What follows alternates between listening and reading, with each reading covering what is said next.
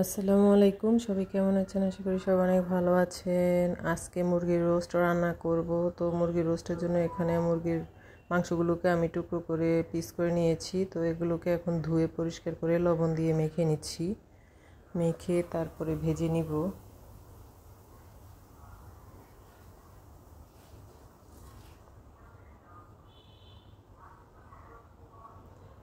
যে সবগুলো টুকরোকে আমি লবণ দিয়ে মেখে নিলাম। তো চুলায় ফ্রাইং প্যান বসিয়ে এখানে আমি তেল গরম করে দিয়েছি। এখন মুরগিগুলোকে লাল লাল করে ভেজে নিব। ভেজে নিলে রোস্টের স্বাদটা অন্যরকম হয়, খেতে অনেক ভালো লাগে। তো আমি রোস্টগুলোকে আগে এভাবেই ভেজে নিব।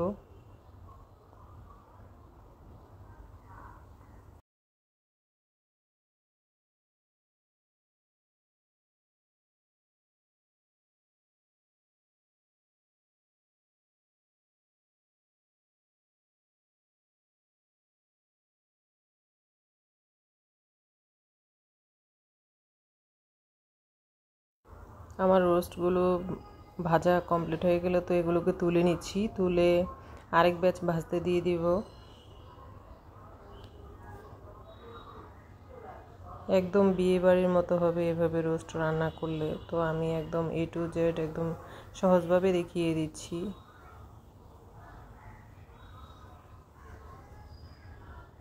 আমি এখানে অনেকগুলো বড় পিস নিয়েছি, আবার ছোট ছোট কয়েকটা টুকরো করে নিয়েছি। তো এই যে আমার মুরগিগুলো ভাজা শেষ। এই যে মুরগিগুলো এভাবে লাল লাল করে ভেজে নিয়েছি।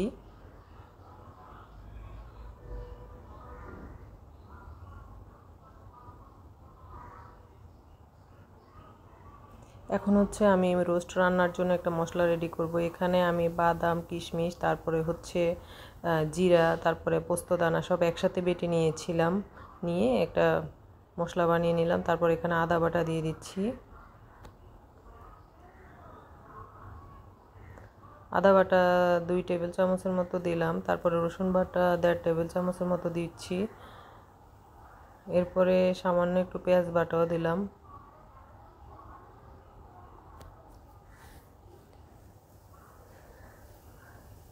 তো এখানে দিয়ে দিলাম মরিচের গুঁড়া।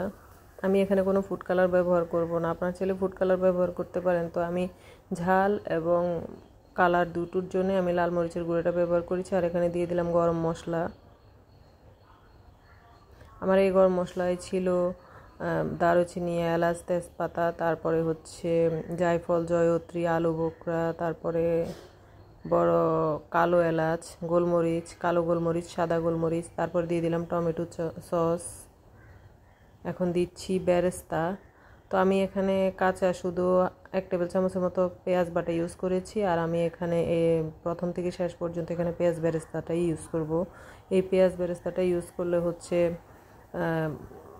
রোস্টের স্বাদ আরও বেড়ে যায়। তো এখানে আমার টক দই ব্যবহার করেছি 1 কাপের মতো। তবে টক দইটা আমি ফ্রিজ থেকে নামাতে ভুলে গিয়েছিলাম, তো সেজন্য একদম বরফটাকে আমি গুঁড়ো করে দিয়ে দিলাম। তো এটা কিছুক্ষণের মধ্যেই গলে যাবে, এভাবে দিলেও কোনো সমস্যা হবে না। তো এখন সব কিছু মিক্স করে এই যে একটা একদম বেশি করে একটা মশলা তৈরি করে নিলাম।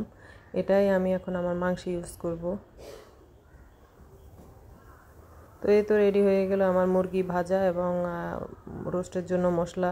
তো এখানে আমি রোস্ট ভাজা যে তেলটা ছিল ওই তেলটাতে আমি দারুচিনি, এলাচ দিয়ে দিলাম। দিয়ে তারপরে এখানে আমি যে মশলাটা রেডি করে রেখেছিলাম সেই মশলাটা দিয়ে দিলাম। তো এখানে এক্সট্রা আর কোনো কিছুই ব্যবহার করতে হবে না। তো এখন দিয়ে আমি এটাকে নেড়ে ছেড়ে একদম ভাজা ভাজা করে নিব। আর বাটিটা ধুয়ে একটু পানি দিয়ে দিলাম। তো পানিটা দিয়ে তো এখন আমি এটাকে নেড়ে চেড়ে ভালো করে কষিয়ে নেব মশলাটাকে, যাতে করে মশলার যে কাঁচা ভাবটা থাকে সেটা চলে যায়।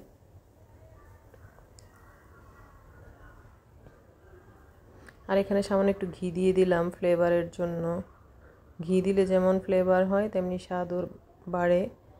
তো এখন আবারও সব কিছু নেড়ে চেড়ে মিশিয়ে নিচ্ছি। আর এভাবে মশলা সব একসাথে দিলে রোস্টের যে তেলটা ভেসে থাকে সেটাই থাকবে। কিন্তু এমনি অল্প অল্প করে দিয়ে পানি দিলে তখন দেখা যায় তেলটা আর ভেসে ওঠে না। তো এখানে আমি গোলাপ জল, কেওড়া জল দিয়ে দিলাম। দিয়ে এখন সব উপকরণ নেড়েচেড়ে মিশিয়ে এই যে মশলাটাকে ভালোভাবে কষিয়ে তারপর এখানে কাঁচামরিচ দিয়ে দিলাম আস্ত, যেহেতু আমি লাল মরিচের গুঁড়া ব্যবহার করেছি আর আমার বাচ্চারা খাবে, তো সেজন্য এখানে আমি রোস্টে হচ্ছে ঝালটা বেশি দেইনি, পরিমাণ মতো ঝাল দিয়েছি। তবে আপনারা চাইলে কাঁচামরিচ ফালি করে দিতে পারেন, তা আমি আস্ত দিয়েছি শুধুমাত্র ফ্লেভারের জন্য। তো এখন হচ্ছে আমার মশলাটা কষানো হয়ে গিয়েছে, এখন আমি মুরগিগুলো দিয়ে দিচ্ছি, ভাজা মুরগিগুলো আর কি, দিয়ে এখন হচ্ছে আমি রান্না করব। তো সবগুলো মুরগির মাংসই দিয়ে দিলাম এখানে।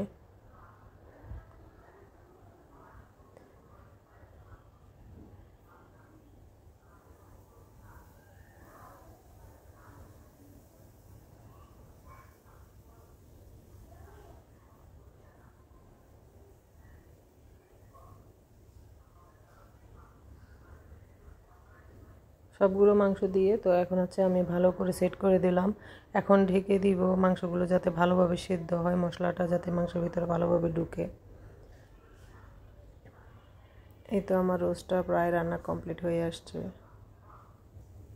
এই যে আমার রোস্টের কালারটা কেমন হলো সবাই অবশ্যই কমেন্ট করে জানাবেন।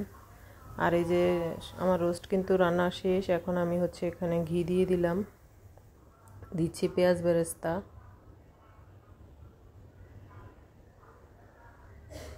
এই তো আমার রান্না কমপ্লিট।